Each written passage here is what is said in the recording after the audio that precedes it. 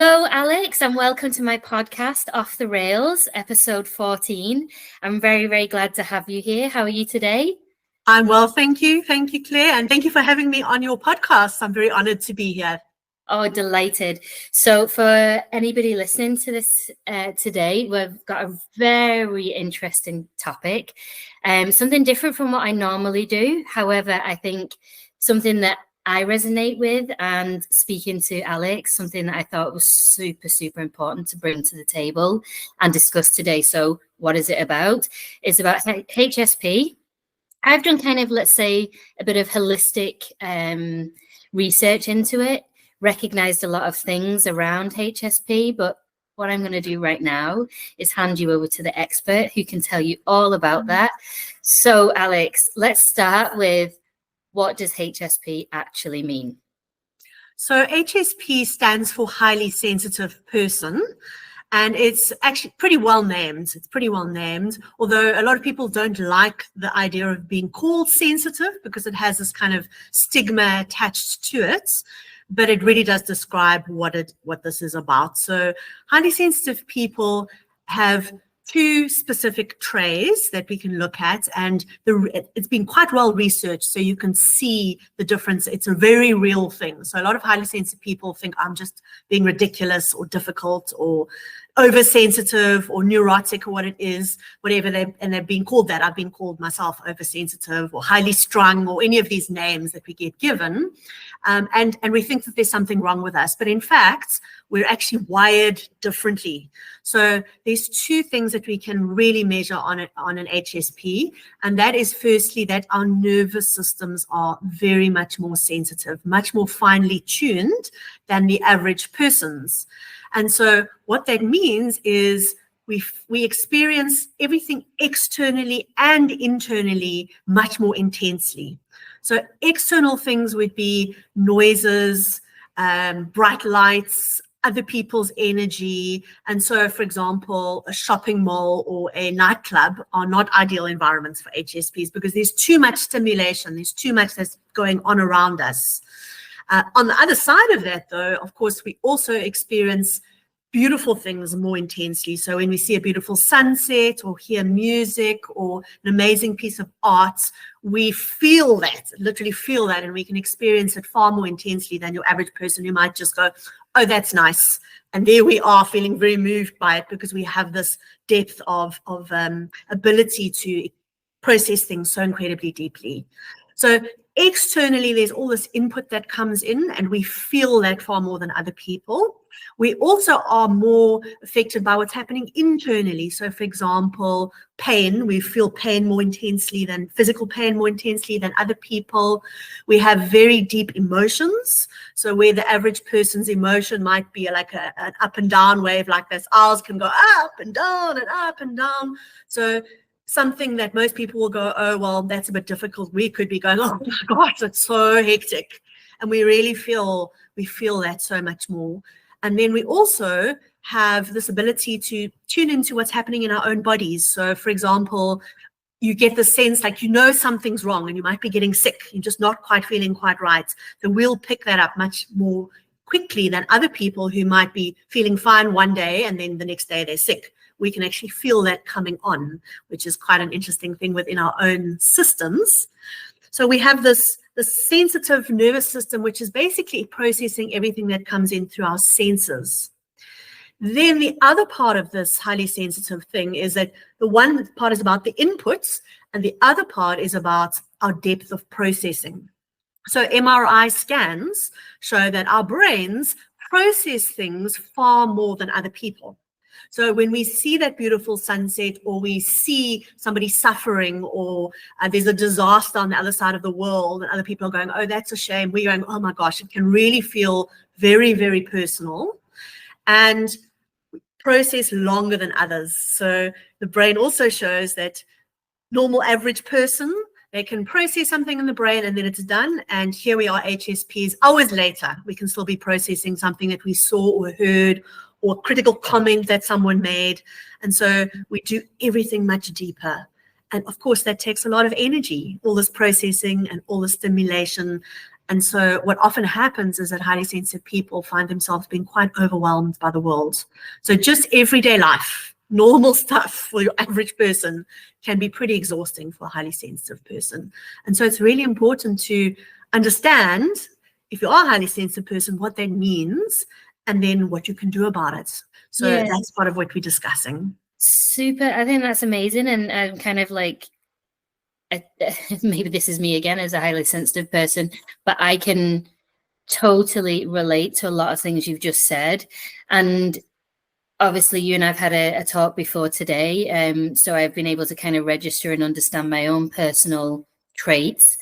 And having spoke to you previously and just the things that you've gone through, it's kind of like, there's almost a reason behind why I'm like that, as opposed to it's a negative as to why I'm like that. There's nothing wrong with being sensitive, but in the past, or maybe where I've been younger, I've thought, why am I like this? Why am I overthinking things? Why am I still thinking about this one flippant comment that somebody said a few days ago? And I'd, not be able to sleep at night, overthink it, get myself into an anxious state. So hearing that and knowing you're not alone, it is something that's, probably a huge amount of people actually have this similar trait. I think that definitely just straight away makes you feel a little bit, I can only speak about myself, but makes you feel a little bit stronger, like it's not just me. And that's, makes you feel so much better from a, point A. Exactly. And I remember when I first found out about this concept, I mean, obviously I've always known that I'm very sensitive and overthinking and all these things in inverted commas. But it was very liberating for me when I understood that this is a thing, and it's not a disease. It's not something we have to cure. It's not something that's wrong with us. It's actually a superpower. And when you understand that, and you also look back at things that have happened in your life and take them in contexts. So just for example, I've looked back at times in my life and when I feel like I behaved very badly. And by nature, people that are highly sensitive generally are very polite, very well behaved, because they're so aware of what's happening with other people that they don't want to be a negative impact on other people. So when I look back and I think, oh my gosh, I behaved so badly in whatever situation, according to me, probably according to other people, I was fine, but according to me, I didn't behave as I would have liked to. And then I realized that in those situations, I was way overstimulated. I was just in complete overwind. And so it's not really surprising that I behaved the way I did. And that allows a lot of forgiveness when you look at it like that, if you look back at your past and reframe things that have happened. Exactly. And I think that's the thing. It's, again, a bit of perception, isn't it? Like, we react in a certain way, and you may think, oh God, I shouldn't have done that. It was out of character if I had control over it, Yes. And that's isn't that the dream, if you have control over your emotions? And of course, we're not robots, so you naturally react in the moment, how you feel in the moment. Just going like a layer deeper of interest around this particular topic. Are the traits genetic? So this is quite a loaded question. So is it genetic? Is it something we develop over time, trauma related, or societal impacts? With people, the curious nature of people that are listening to this podcast, there's a lot of online articles, a lot of material around this subject matter. What's your take on trying to define, people that try and define themselves, put labels on themselves? Is this something that is, where does this come from? Is it as simple as, I've developed it over time? Is it genetic? Is it all those things I've just asked about? Can you give me some more context around that? Sure. So the research again shows that it is inherited, which is quite interesting. So they're starting to find the specific genes that are related to this, which is so fascinating.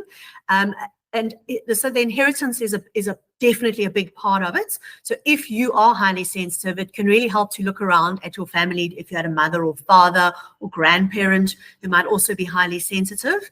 Of course, back in those days, they wouldn't have known that. And so you would just be, from your context now, being able to say, oh, okay, I understand now why my mother was like that or my father was like that. So we can find, just by looking back in our family tree, a lot about that. So there's this huge genetic piece, but it also is very much influenced by our upbringing, so our environment as we grow up. And you can tell whether a baby is highly sensitive or not right from when you're a baby. Really? So, yeah, That's they've done interesting. tests on babies and how they respond to things. But what makes a huge difference is how the caregivers respond to that.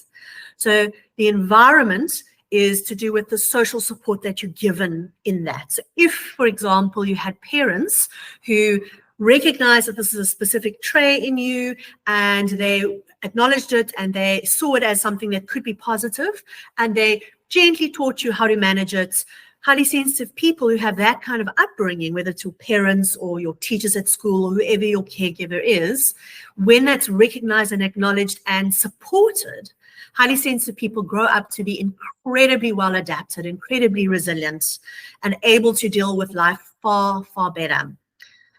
On the other side, if you had parents that didn't like it or felt that this is a weakness or even worse, tried to beat it out of you or told you to toughen up and had no understanding of what was going on, that can have an incredibly negative effect on the child. And then highly sensitive people often grow up with a lot more anxiety, depression, and the sense that there's something wrong with them because nobody ever really understood or taught them how to cope.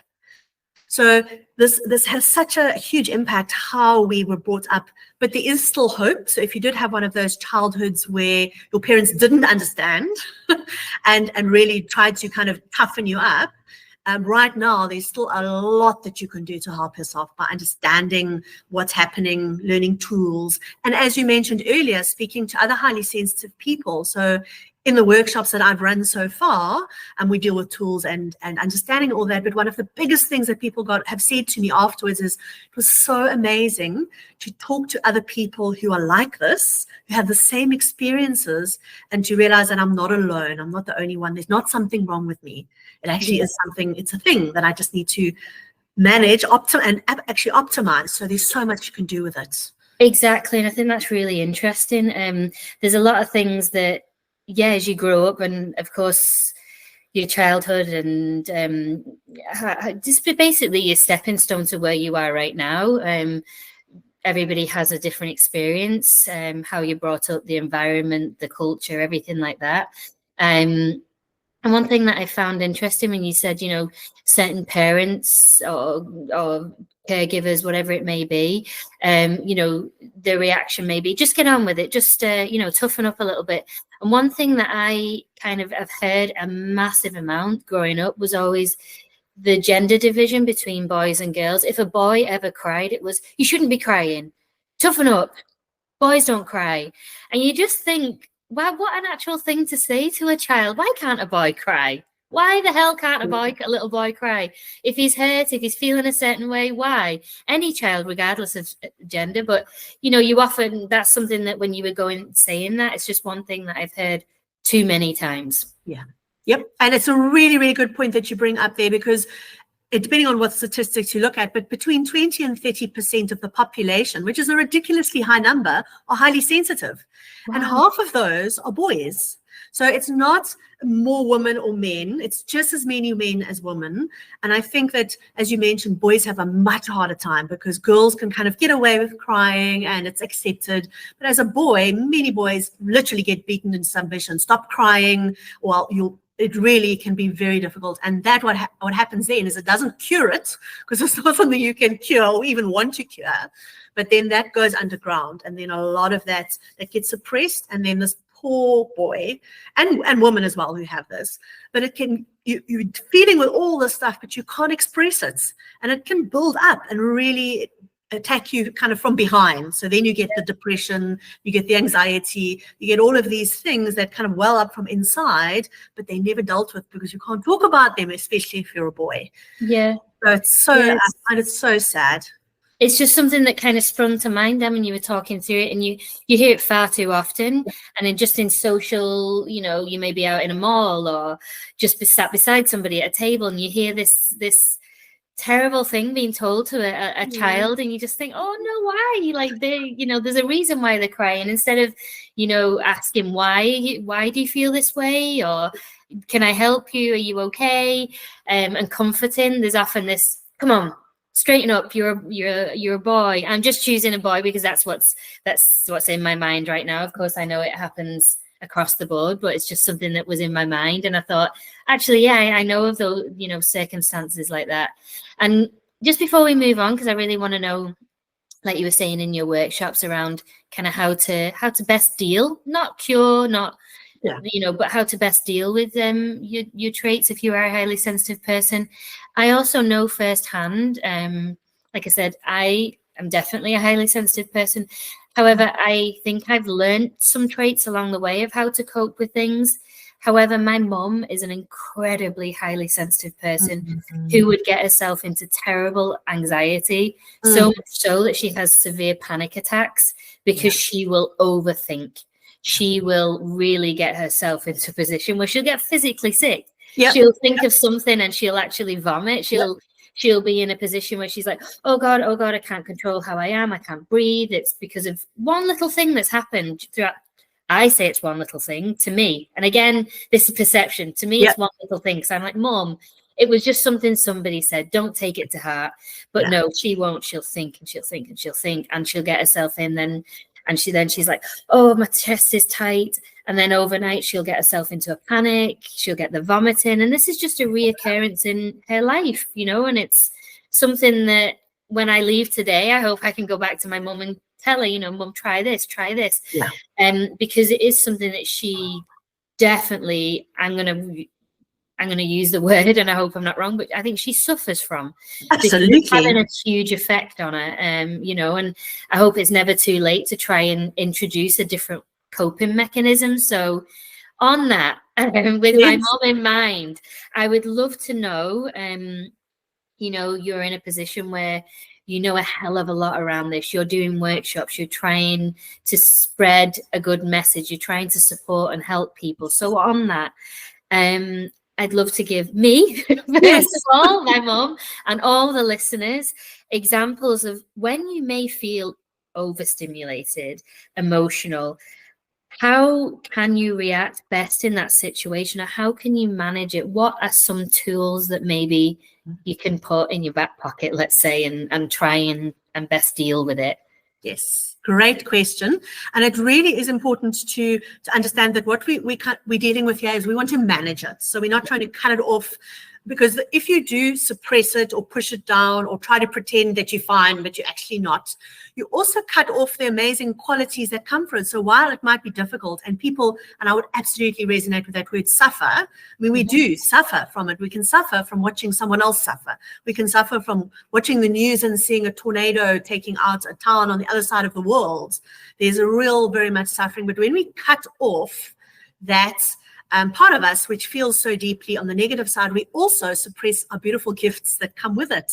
So our empathy and our compassion and our creativity and all those amazing things. So we don't want to be suppressing it, cutting it out of us, doing any of those things. We just want to learn how to manage it. And the trick is, ideally, we want to manage it before we get into those situations. So it's an ongoing thing. We want to, it's understanding that this is how we respond to the world and how deeply we feel things. We want to take action before we get overstimulated.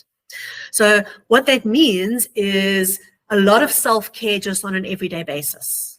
So we need a lot of downtime, time on our own, environments that are peaceful for us. So nature is fantastic for highly sensitive people, just the ability to kind of calm down, and then taking as much as we can out of our life of unnecessary overstimulation. So things like watching the news, scrolling through social media, those kinds of things are adding extra stimulation that we really don't need. And there's almost never positive things in there. Occasionally you come up with a few positive things when you're going through social media, but most of it is just adding to that. So we don't want to be doing those things. We want to take out the stuff that is going to overstimulate us. And sometimes that means choosing who you interact with. So today I'm feeling like my capacity is not very, I haven't got a lot of capacity available. So I might choose not to go and interact with that particular person because I know that they just run my batteries down even more.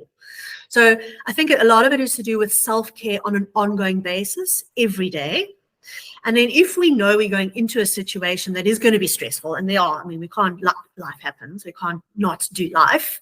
And we don't want to be hiding out from life either, because that's not constructive. So we want to prepare ourselves. So get ourselves in as calm a space as we can. So going into something that we know is likely to be stressful from as calm a space as possible. So maybe it's about, if you're going into an important meeting or a family gathering that might be stressful, or you've got to go to the shopping mall, you don't want to rush there from something else. You want to give yourself a little bit of time before you go in and talk nicely to yourself. So it's going to be okay, I can do this, and manage it. So it might be that you go for a shorter time than you would otherwise go. You excuse yourself early, or you just shop online, or you do whatever you can do to kind of pace yourself or contain how much stimulation you're getting up front is first prize. So we want to start with that, managing that stress level right up front. But then when you're in the situation, there's a lot that you can do. And my two favorite tools are to do with EFT tapping, which is emotional freedom technique tapping.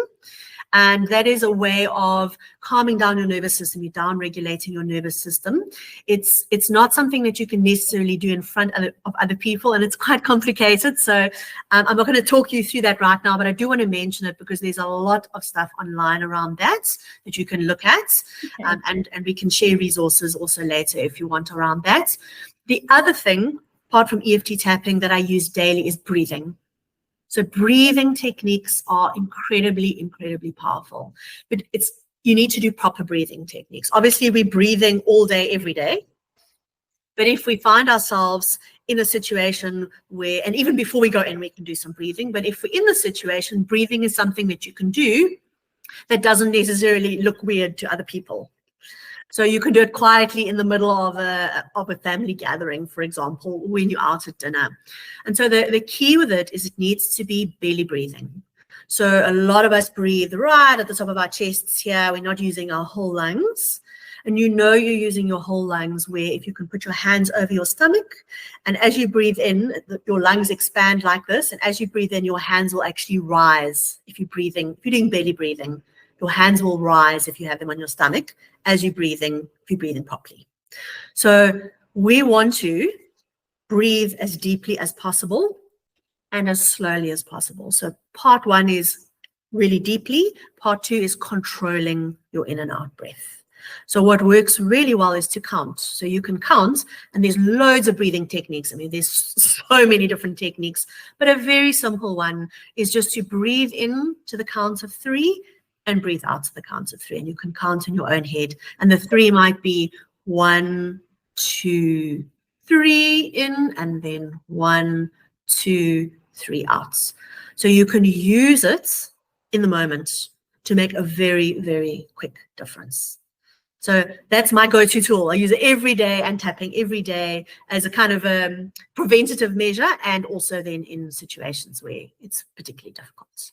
Yeah, I think that's it. I was just breathing in and out you were doing that when you kindly guided me through it. No, I think that's super interesting. I know and this is before, obviously, I've spoken to you or even met you, but I've tried many things because I didn't understand. So I had that kind of blame of, oh, what's wrong with me? Why can't I, control how I am? I want to calm down. I want to, I don't know. It's almost like there's a lot of noise constantly, and that's how I feel. Everybody might be different, but for me, and I can only talk, like I said before, about my own experience, but I've tried things like acupuncture. Yes. Because I thought that was something that might help me. I read things, I heard things. Oh, try acupuncture, you might kind of relax a little bit. But what I found, my experience, was I couldn't quieten the noise when I was lying there and having needles in my head and my arms everywhere. I was just like, all I could hear was if there was a slight bit of traffic, anything. It was like, that's where my concentration went. Not the fact that I was in a room with a nice aroma, lovely smells, nice and calming, nice and warm. It was always, oh God, my head's somewhere else, and now I'm thinking about something else. And then I would get frustrated that I was paying this money to do this. Get myself then even worse than maybe what I'd walked into.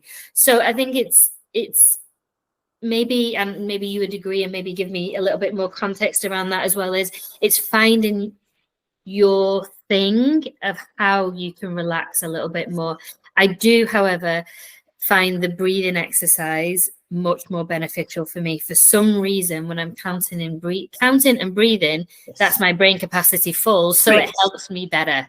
Do you know what I mean? Whereas when I was lying on a bed with, in the scenario of the acupuncture, I had too much freedom for my head to start thinking about everything. And so it's my experience was, and my advice, I'm not just my small piece of advice from my personal experience would be, try a couple of different techniques and see what lands with you.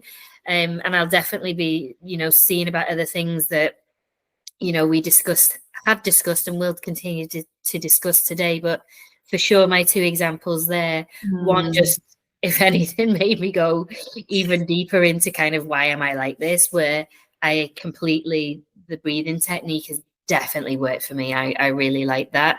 And there's some tools I've seen on social media actually where you follow this, it's like a graph, and you follow the ball and you breathe in as the ball goes down, exhale and inhale. And I find that really good as well. So it's kind of, for me, I work best kind of following something, or like you say, counting in your head. So that's what I'm concentrating on, and I can't let any other external thoughts come in.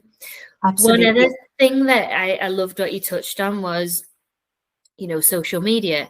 I have a very close relative that has recently cut herself off from social media because she said the influence, trying to keep up with what's X person has in their life, and this portrayal of the perfect job, the perfect figure, the perfect this, and all of that can have an effect, I should say, on who you are. And she's been strong enough, which I think is actually a very big shift. You might say, oh, it's quite easy just to turn off, Facebook, Instagram, whatever it may be, your choice of social media, but it's actually not, because it's a social environment we live in, and often it's, oh, are you on this handle? Are you on this platform? And to actually turn it off, speaking about her specifically, I think it was a very brave and courageous thing to do. And, even after a couple of weeks of doing it, she was like, upon reflection, I feel so much better mentally. And also she said, the time I have back from just mindless scrolling, so a couple of examples of either firsthand of what I've experienced and trialed, and also then, just thinking, you mentioned social media. I actually was talking to her not so long ago, and she told me, I'm not on social media anymore because of this is why it was happening. I've trialed it, and all she can see is benefits. So absolutely. And you're not alone, by the way, in the way that your interaction with yourself, that by our nature, HSPs are very self-judgmental. So we're always criticizing ourselves. We didn't do that well enough. Why can't I cope better? Why can't I? So you're not alone. It's a very, very common thing for highly sensitive people to do that. And when you were speaking about the acupuncture, so acupuncture can, if you have the right practitioner, can help you to manage your nervous system a little bit, and to down-regulate that, which is what we're trying to do all the time. Is we always need to be down-regulating our nervous system. So just heads up, caffeine does not down-regulate your nervous system. So moving on to decaf is a really good move for highly sensitive people. So first of all, you're not alone. And there are lots of ways to down-regulate your nervous system. Acupuncture can help with that. You can do yoga, tai chi, qigong. All of these things can help. But one of the key pieces for us as HSPs is we need to manage the mind, because it's the mind that is such an overthinker. And so what you were saying about the counting or following something on the screen, that's absolutely right. So we want to be breathing, because that's down-regulating. But if we can be occupying our minds with something that isn't going all over the place, like counting, like following a dot, or nature, sitting by a pond and watching a lily, like a duck floating in the water. Same effect. It kind of gives our mind something to do while we are busy calming ourselves down. So I think that's such a huge piece of that equation. And it's why breathing works so well. And the social media piece, I completely agree. So I think social media can be very useful for business purposes. So when you're reaching out to people, but I personally also, I struggle with it. And so what I try to do is I try to limit my time on it. So I'll say, okay, half an hour today, go in, hit all the things that are really essential. And that might include business sites, but it might also include going to see what my sister's posted about her kids. So it can be, you choose what you want to take in and what you don't. But I think the key is to limit it. And I really, your family member who stopped that, well done on that, because I think absolutely, yeah. No, it's amazing. And just, yeah, on that as well, my husband actually, he actually got rid of his apps. He still can look at social media, or he puts timers on things. That's the thing. Because he was finding himself, again, getting anxious, finding himself spending too much time, and whatever it may be. And I think this is what's brilliant about this talk today, is not one size fits all. So you've got to find, like my experience, like I was just saying, acupuncture is definitely an area that works for many people, obviously, but for me, and especially at a certain point in my life, it just wasn't working. I find the breathing. And also another one for me is definitely if I'm feeling overwhelmed or feeling like this isn't working today, oh my god, what am I going to do? And I'm, excuse the language, but I'm really pissing myself off. I cannot, I can't, I'm like, for me, go out and walk. It just really clears my head. It does it does absolute wonders for me. It's like, oh, I needed this so bad. And I come back and I feel good. And I'll either decide, you know what, I'm parking that task, whatever it was for today, because today's not just the day, or I'll feel a certain way that, you know what, I'm going to come in and I'm going to bash it out, and that's it. But definitely the outside and the nature, and just that does moving your body. Just moving your body can help a lot, and that's the walking or any kind of exercise, but exercise that you enjoy. So it is really important for highly sensitive people to get exercise, to move your body, because it's a way of reducing the nervous tension that builds up. It's what you're saying. I feel myself. It's like it starts to. Like I can be shaking with nervous tension, literally shaking with it like this, and I can feel anxiety welling up inside. But exactly, go for a walk, do some breathing, listen to a beautiful piece of music, just look at the tree outside your window if that's all you can do. Just anything that will take your attention away from what's happening inside can be hugely beneficial. And experiment absolutely to see what works with you. Completely. I think just can relate so much, and it's nice to have a topic where you can relate as much and try and give, again, the listeners, okay, I've tried this, you've given a flurry of maybe options to try. I can give a little bit of feedback on what I've tried and what's worked for me, which is great.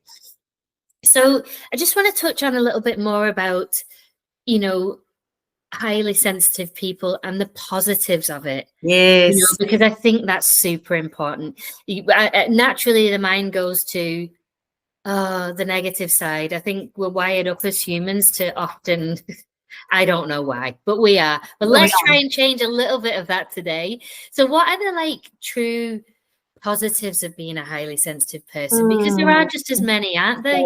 Tell me about that. So many. And the reason we always tend to focus on the negative, by the way, is it's a survival mechanism. Really? So is that the reason why? Thing, because we need to be looking around for danger. Think back, way back to where we lived in caves. We had to look around for danger. So we're always looking for the danger, the negative, because we need to protect ourselves from that. And our brain still does that, even though it's our environment is completely different. So it's normal to focus on negative, and HSPs do it more, do it even more, because we have that perfectionist, self-judging tendency that happens. So I just want to say, and it's just for me, this is what really drives me here, is that we have such an important role in society as highly sensitive people.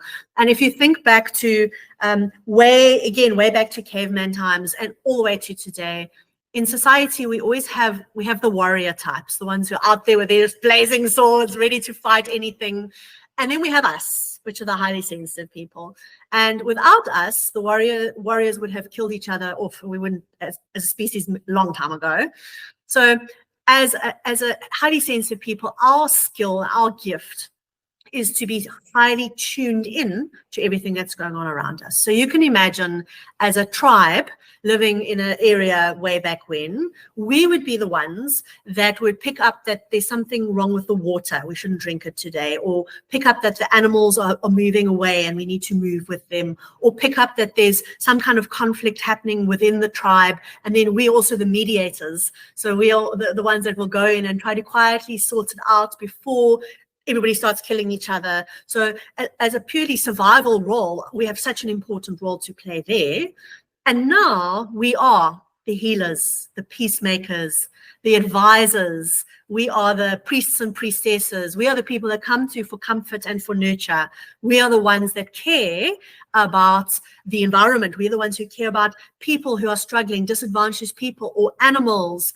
And we're the glue that holds society together, because we care so deeply about everything that's going on around us. So for us, without us, society will just fall apart. That's my personal opinion. I haven't seen that written anywhere, but we are the glue that holds it together and who cares for people. So there's that role in society. But for ourselves, we are able to use our gifts, our compassion, our empathy, which is just such an incredible part of being a highly sensitive person, to connect to people. So we can create really deep relationships. We can create community around us. We can help to support the community. And if we're open to it and we make sure we surround ourselves with some like-minded people, we can get that back. So just as we give out, we also nurtured in that. So creating community, we can use our own passion and our creativity to come up with amazing solutions for the world. I mean, a lot of your viewers are going to be creative people.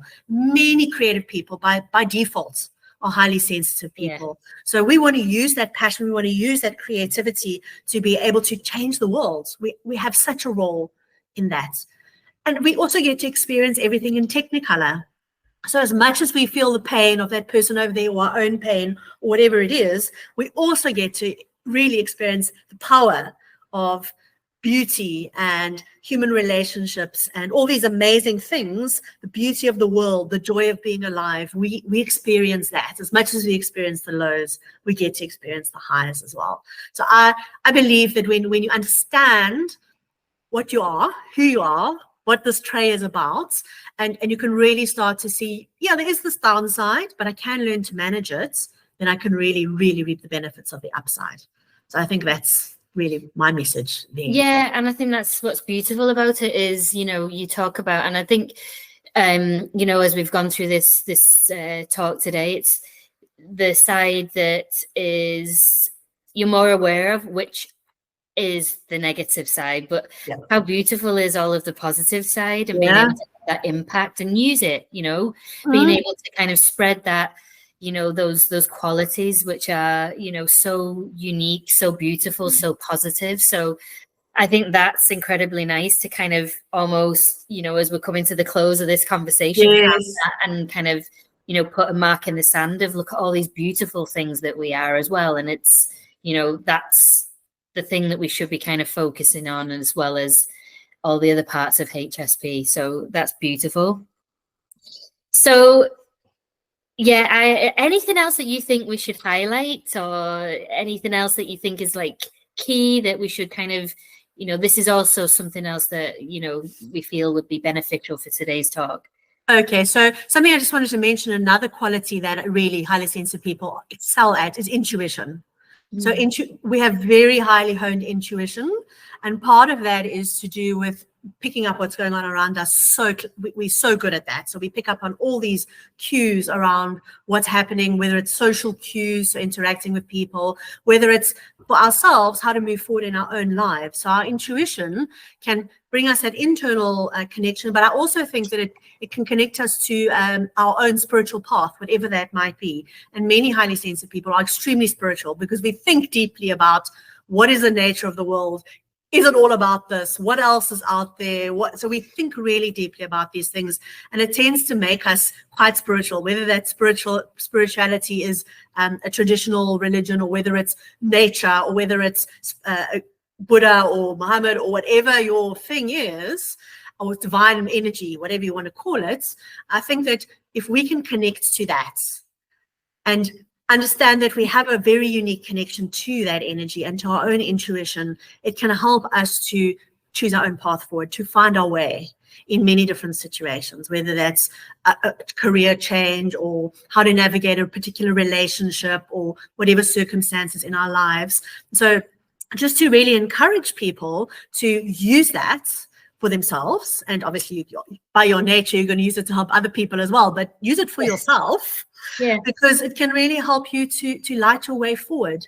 And understanding that because we have such an important role to play, we can't afford to be hiding out from the world, which is what many HSPs do. They kind of rather seclude themselves and not interact with the world at all. And we do need to do that for some part of the time. We need a lot of downtime, but we want to be equipped then when the time is right to go out into the world and make a difference.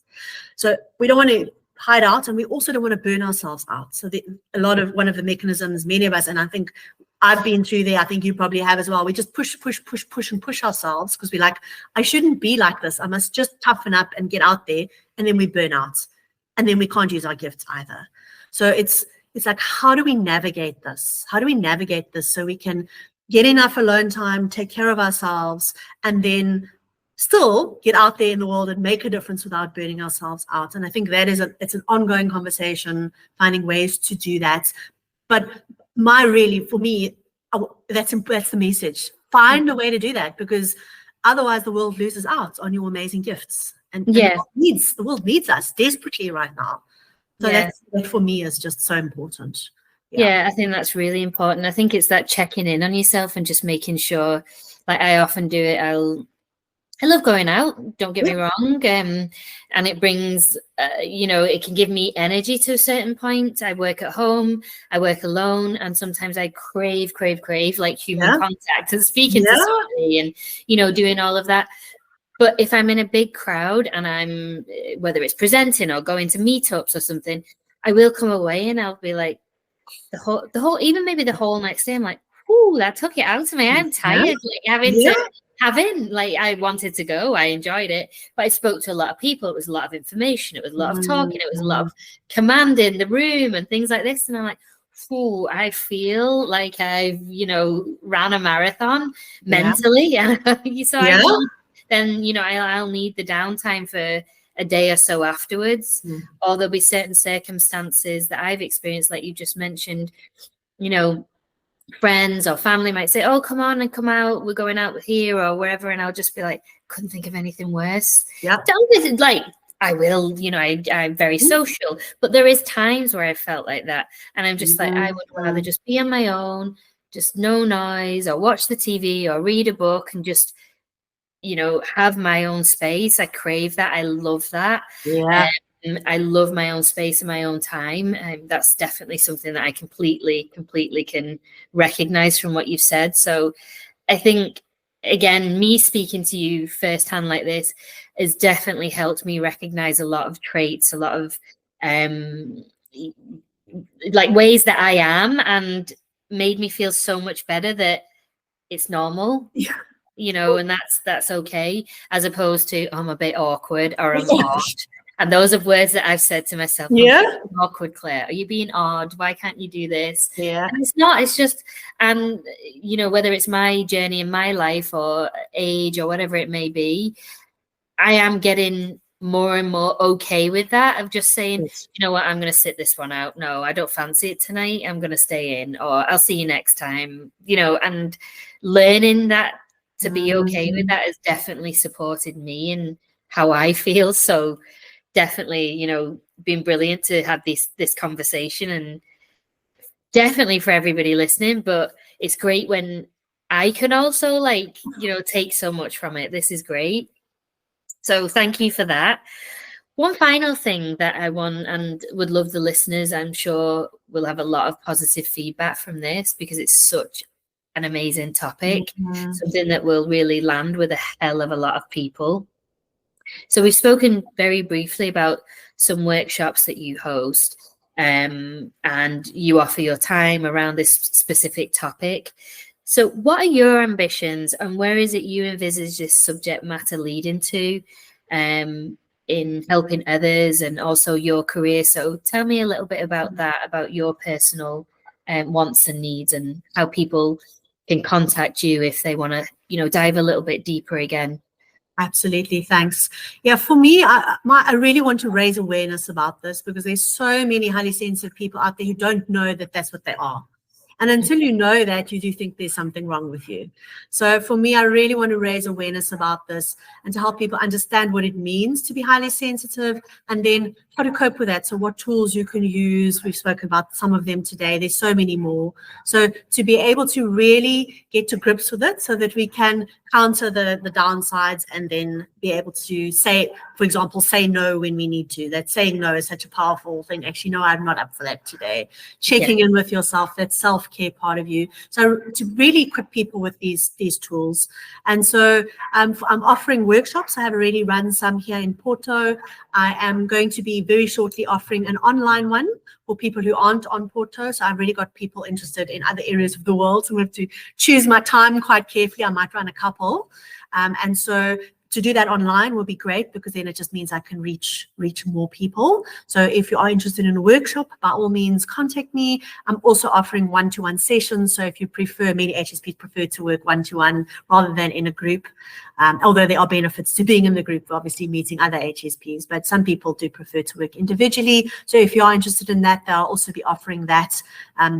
And I will put that onto, I have an Instagram page and a Facebook page, and they're both hsp.empowered. So hsp.empowered, you can follow me there, and I will soon be announcing my workshop dates on that. So that's one way to stay in touch, and then obviously post little tips and tricks and research and whatever I find on those pages as well. So it's a way to stay in touch. Amazing. No, that's amazing. And thank you so much for today. I've more than enjoyed it. I really have benefited from it. And I hope anybody listening has. Also, what I'll do, Alex has just mentioned her social handles. So I will copy them on all of my social links, so you can get in touch in whatever way you feel like Alex has just offered. There's workshops online and in person, and also one-to-one sessions that are available. So I will redirect you in Alex's direction. A lot of directing. Yes, thank you so much for today. Thoroughly enjoyed it. Thanks for sharing your knowledge, taking the time to actually, you know, spread and create further awareness around this very, very special topic, and giving everybody that little bit of a deeper understanding of why we are the way we are, and that it's a great thing, you know, that it's a positive, and how to work the tools that you've talked us through, the recognition of the traits, and understanding why, and going back through, you know, our own generations, and trying to pinpoint, you know, for the better, for us to try, that's maybe why. Yes. And also going really far back into, you know, like you were saying, when we lived in caves, and where this really came from, and how we've all evolved through time, but there's still those things that ultimately remain the same, you know. So thank you very, very much. It's been a huge learning curve and really great information for today. So thank you. I really appreciate it. You're so welcome. And thank you for being part of the spreading the efforts to spread the message around this. So it's great to have platforms like this to be able to share the message. Absolutely. Thank you so much. Thank you, and take care. Bye-bye. Thank you. Bye-bye.